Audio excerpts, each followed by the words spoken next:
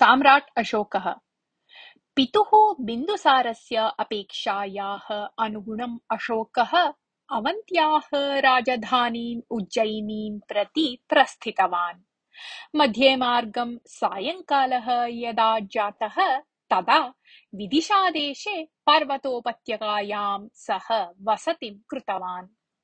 उषसि प्राकृतिकसौन्दर्यस्य आस्वादनार्थं गतं तं खाते पतनात् निवारितवती शाक्यनायकस्य पुत्री विदिशा।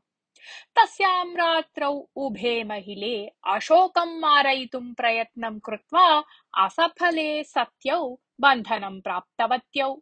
तदनन्तरं बद्धयोः नर्तक्योः पुरतः तयोः सहायकं पुरुषं बहुधा पीडितवान् यशः वस्तुस्थितेः वाचनार्थम्।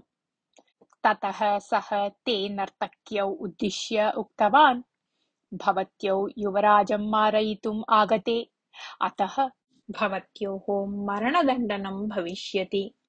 मरणं निश्चितम् एव इत्यतः मरणात् पूर्वं सत्यकथनं वरम्। तेन नरके वा दण्डने न्यूनता भवेत् इति। नर्तक्यौ भीत्या कम्पमाने परस्परं मुखं दृष्टवत्यौ। तयोः अन्यतरा उक्तवती, कृपया आवयोः करुणा प्रदर्शनीया। नरकविषये आवयोः भीतिः तु नास्ति, यतः तत् कदापि न दृष्टम् एव, किन्तु भीतिः तु भवद्भिः दीयमानायाः चित्रहिंसातः। आवयोः मारणात् भवद्भिः किमपि साधितं न भविष्यति। यदि आवां सजीवे स्याव तर्हि कदाचित् वा उपकाराय स्याव। यदि सजीवत्यागस्य आश्वासनं दीयेत तर्हि आवां वस्तुस्थितिं कथयिष्यावः इति। आदौ वस्तुस्थितिः निवेद्यताम्, अनन्तरम् एव सजीवत्यागं मारणं वा युवराजः निर्णेष्यति इति उक्तवान् यशः। पाटलीपुत्रात् एव वयं युवराजम् अनुसृत्य आगताः। आवां तु वृत्त्या नर्तक्यौ। धनदातारः यथा वदन्ति तथा करणम् आवयोः वृत्तिधर्मः। युवराजस्य शत्रवः अस्मान् एतस्मिन् कार्ये नियोजितवन्तः। वस्तुतः वयं तु न युवराजस्य शत्रवः इति उक्तवती नर्तकी। धनं दत्त्वा भवत्यौ युवराजस्य मारणार्थं प्रेषितवान् सः शत्रुः कः इति पृष्टवान् यशः। प्राणभिक्षादानं प्रतिज्ञातं चेदेव तत् निवेदयावः आवाम् इति उक्तवती एका नर्तकी। विना नियमसूचनं वस्तुस्थितिः यदि न निवेद्यते तर्हि येषोऽहं भवत्यौ यमसदनं प्रेषयिष्यामि इति क्रोधेन उक्तवान् यशः। तदा भीता नर्तकी राजकुमारस्य अशोकस्य मारणार्थं धनं दत्त्वा अस्मान् प्रेषितवान् न अन्यः अपि तु चक्रवर्तिनः ज्येष्ठकुमारः सुषेणः एव इति उक्तवती।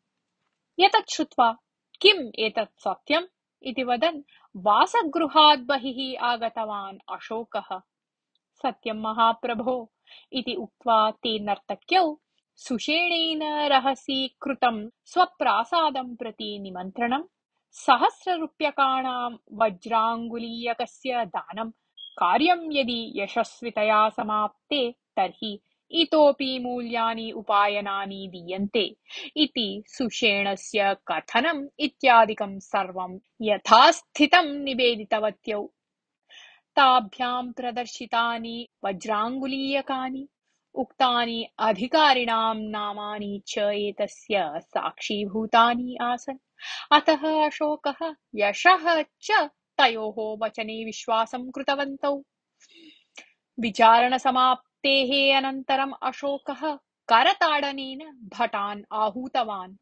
त्रयः दृढकायाः भटाः आगत्य अशोकं नमस्कृत्य विनयेन स्थितवन्तः। एते इतः नयन्तु, यत्र प्रेषणीये तत्र प्रेषयन्तु च इति आज्ञास्वरेण उक्तवान् अशोकः। आवां कुत्र प्रेष्यावहे महाप्रभो इति आतङ्कमिश्रितस्वरेण पृष्टवत्यौ नर्तक्यौ। यत्र प्रेषणीये तत्र एव इति उक्तवान् अशोकः। महाप्रभो कृपा भवतु अस्मासु, धनलोभात् यत् कृतं तदर्थं पश्चात्तापम् अनुभवामः वयं, क्षन्तव्याः वयम् इति सकरुणं रुदित्यौ उक्तवत्यौ नर्तक्यौ। अलं रोदनेन आई दुरदृष्टशालिन्यौ नर्तक्यौ अलं रोदनेन शाक्यमुनिं गौतमबुद्धं शरणं गच्छताम्। तस्य अपार करुणा युवराजम् इव भवत्यौ अपि रक्षिष्यति इति सुमधुरकण्ठध्वनिः पृष्ठभागात् श्रुतः। सर्वे आश्चर्यम् अनुभवन्तः पृष्ठतः परिवृत्य दृष्टवन्तः। विदिशा मन्दहासं प्रकटयन्ती सर्वेषां समीपम् आगतवती। भगिनी, असाध्याशा न उत्पादनीया भवत्या इति उक्तवान् यशः। असाध्या आशा उत्पादिता न मया, अपि तु भवता एव। सजीवं त्यज्यते इति भवता एव खलु उक्तम् आसीत्। किं तत् विस्मृतं भवता एतावता एव इति पृष्टवती विदिशा।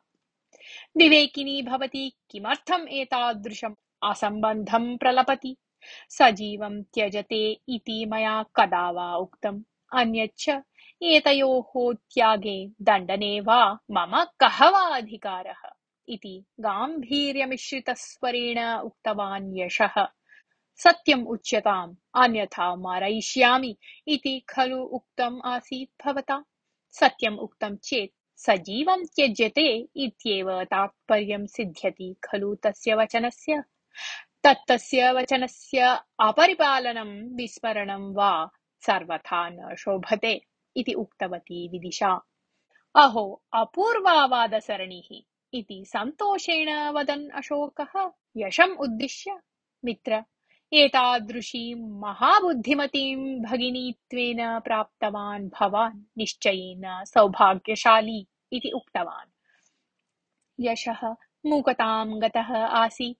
सन्तोषनिर्भरा विदिशा किं कर्तव्यतामूढतां गता आसीत्। विदिशायाः वचनं श्रुतवत्योः नर्तक्योः नेत्रे कृतज्ञतासूचकैः अश्रुभिः पूर्णे आस्ताम्।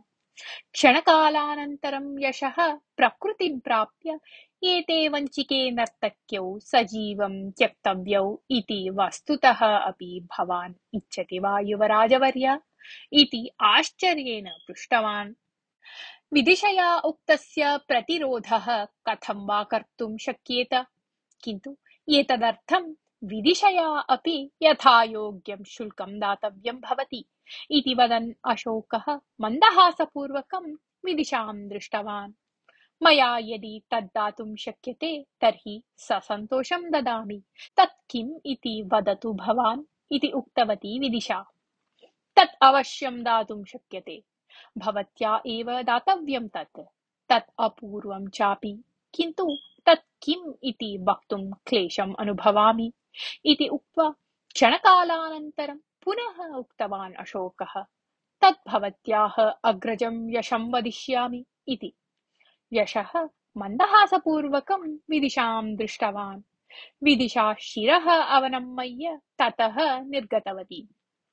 अशोकः भटान् आज्ञापितवान् यत् एते नर्तक्यौ सह बन्धी पुरुषः च दूरे कुत्रापि त्यक्तव्याः इति। युवराजः अशोकः विदिशां परिणेतुम् इच्छति इत्येतां वार्तां यशमुखात् श्रुत्वा नितराम् आश्चर्यचकितौ शाक्यराजः तत्पत्नी च। तस्मिन् वचने इतोऽपि अविश्वासः तयोः। आनन्दातिशयः तौ मूकौ कृतवान् आसीत्। तदा यशः उक्तवान्, युवराजः अशोकः उत्तमवंशे जातः।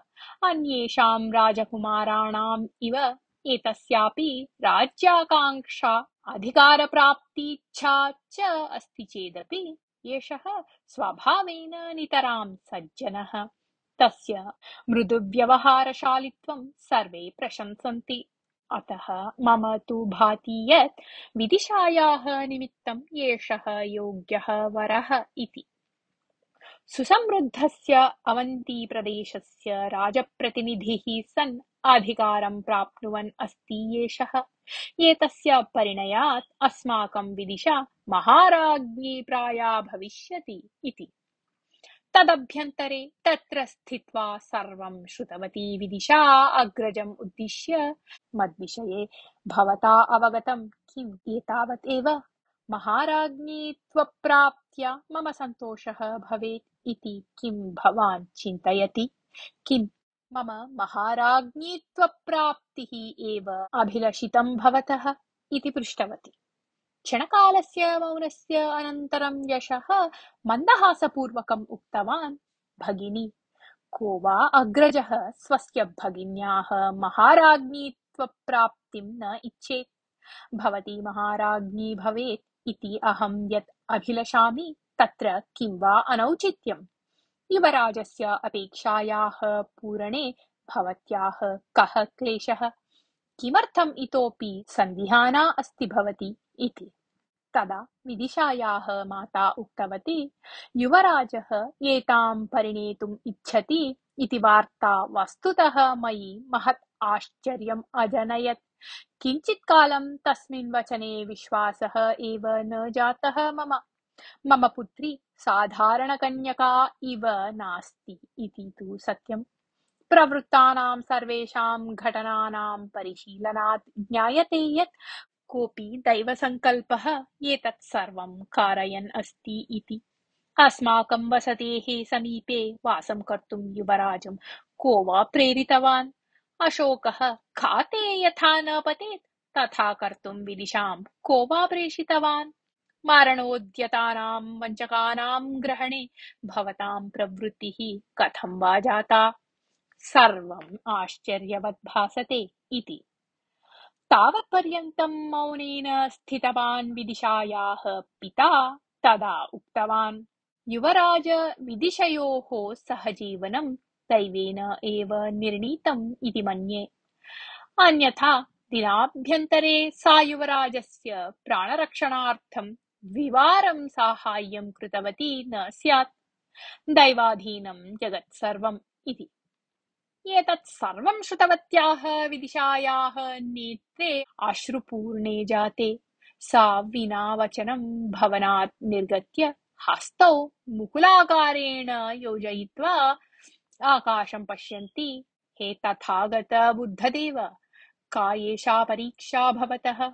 इति कर्तव्यतामूढां मां मानसिकक्लेशात् बहिः आगमनमार्गं बोधयतु कृपया। सन्न्यासजीवनम् आश्रित्य भवद्दर्शितमार्गेण गत्वा निर्वाणं प्राप्तव्यम् इति मम अभिलाषः। ऐहिक सुखोपभोगाभिलाषः अणुमात्रेण अपि नास्ति मयि। इदानीं किं करणीयम् इति अजानन्ती अहं कष्टम् अनुभवामि। माम् उद्धरतु कृपया इति प्रार्थितवती। क्षणकालं यावत् तत्र नीरवता आसीत्।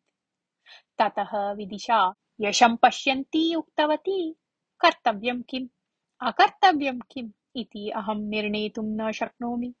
एतद्विषये मातापित्रोः मार्गदर्शने अपि मम नास्ति विश्वासः। सर्वे मातापितरः अपत्यस्य ऐहिकसुखम् एव इच्छन्ति इत्येषः तु लोकव्यवहारः। युवराजस्य परिणयात् अपि श्रेष्ठतरं सौभाग्यम् अन्यत् नास्ति इति भावयतः मम मातापितरौ। एतद्विषये इदानीं निष्पक्षपातेन इति कर्तव्यताम् उपदेष्टुं समर्थः अस्ति गुरुदेवः उपगुप्तः एकः एव इति। अस्तु नाम, तम् एव मार्गदर्शनं प्रार्थयतु इति सूचितवान् यशः। मातापितरौ अपि एतं प्रस्तावम् अङ्गीकृतवन्तौ।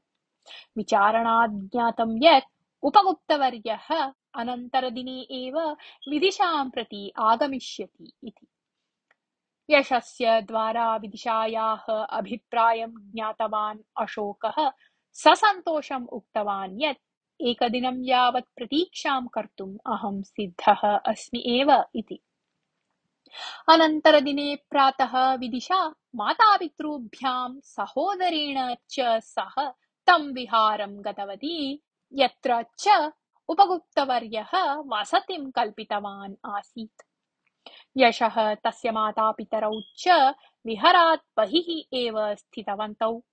विदिशा एकाकिनी उपगुप्तं द्रष्टुम् अन्तः गतवती। अल्पे एव काले गम्भीरवदना सती विदिशा विहारात् बहिः आगतवती। सर्वे तां कुतूहलेन पश्यन्तः आसन्। सा मन्दहासं प्रकटयन्ती मृदुमधुरस्वरेण, येन अस्माकं समीपवर्तीनां भवितव्यं, सोऽयं युवराजः किमर्थं दूरे एकाकी तिष्ठति इति उक्तवती दूरे वृक्षस्य अधः स्थितम् अशोकं पश्यन्ती।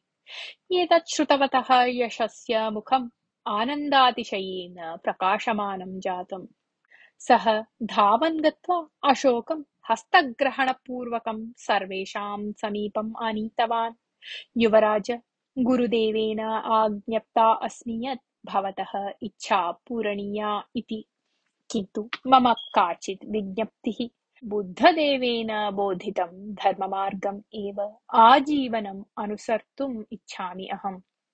एतत् अनुज्ञातव्यं भवता इति उक्तवती विदिशा प्रशान्तगम्भीरस्वरेण। विदिशादेव्याः विज्ञप्तिः हृत्पूर्वकम् अङ्गीक्रियते मया इति उक्तवान् अशोकः। अनुगृहीता अस्मि।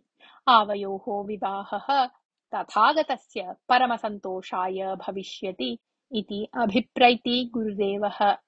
तस्य आदेशस्य अनुगुणं व्यवहारं कर्तुं सहर्षं सिद्धा अस्मि अहम् इति उक्त्वा विदिशा मातापितरौ अशोकं सहोदरं च भक्त्या नमस्कृतवती। शाक्यनायकः अशोकः च विवाहार्थम् अनुमतिः दातव्या इति प्रार्थनया युक्तं पत्रं विलिख्य विशेषदूतद्वारा बिन्दुसारचक्रवर्तिने प्रेषितवन्तौ। किन्तु तत् पत्रद्वयम् अपि बिन्दुसारेण न प्राप्तम् एव। सुषेणस्य आप्तः कश्चित् पत्रागमनवार्तां कथञ्चित् ज्ञात्वा धनं दत्त्वा दूतात् पत्रं प्राप्य विच्छिद्य क्षिप्तवान्। ततः अन्यः सुषेणसहायकः चक्रवर्तिनः नाम्नि एषः विवाहः मम सम्मतः सन्तोषावहः च अस्ति इति विलिख्य प्रेषितवान्। अतः अशोकस्य विवाहवार्ता चक्रवर्तिना बिन्दुसारेण न ज्ञाता एव। अवन्तीप्रदेशं गतः अशोकः आदौ राजप्रतिनिधिपदम् अलङ्कृतवान्। ततः सः यथाविधि विदिशं परिणीतवान्। अनन्तरकाले कदाचित् सुषेणः पितुः समीपं गत्वा अशोकः शाक्यराजस्य पुत्रीं परिणीतवान् इति श्रूयते। गूढचरद्वारा एषा वार्ता श्रुता मया इति उक्तवान्। किम् एतत्? अहं यथा न जानीयां तथा विवाहितः अभवत् वा अशोकः? राजकुमारः सः साधारणकन्यां परिणीतवान् यत् तत्तु सर्वथा अनुचितम् इति वदन् नितरां खेदम् अनुभूतवान् बिन्दुसारः। साधारणस्त्रियाः उदरात् जातस्य व्यवहारः एतस्मात् भिन्नः भवितुं न अर्हति प्रायः इति स्वगतम् इव उक्तवान् सः। एतत् सर्वं श्रुतवतः सुषेणस्य महान् आनन्दः जातः। कानिचन दिनानि अतीतानि। तक्षशिलायां पुनरपि राजविरोधः उत्पन्नः।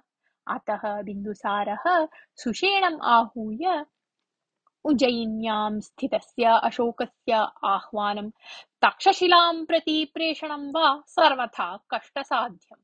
भवान् भवत्सहोदरेषु अन्यतमः तक्षशिलां गत्वा राजविरोधं निगृह्य आगच्छतु नाम इति उक्तवान्। स्वसामर्थ्ये एव विश्वासः न आसीत् सुषेणस्य। न गच्छामि इति यदि वदेयं तर्हि मम असामर्थ्यं प्रकटितं भवेत् इति भीतिः अपि आसीत् तस्य।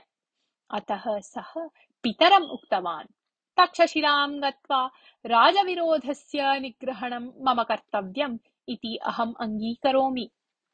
पूर्वम् अशोकः यदा गतः आसीत् तदा शत्रून् निःशेषम् उन्मूल्य यदि आगतवान् स्यात् तर्हि पुनः राजविरोधः उत्थितः न अभविष्यत् इति। अत्र ग्रीक् जनाः हस्तक्षेपं कुर्वन्तः सन्ति इति मया श्रुतम्। मम अनारोग्यस्य वार्ता तैः ज्ञाता अस्ति। यः भूभागः तेषां वशे आसीत् स च मौर्यवंशीयेभ्यः अनन्यगतिकया दत्तं तैः। किन्तु तद्विषयकः क्रोधः इतोऽपि प्रायः जागर्ति तेषु। एतत् एव सर्वस्य कोलाहलस्य मूलकारणम् इति उक्तवान् बिन्दुसारः। अनुवर्तते।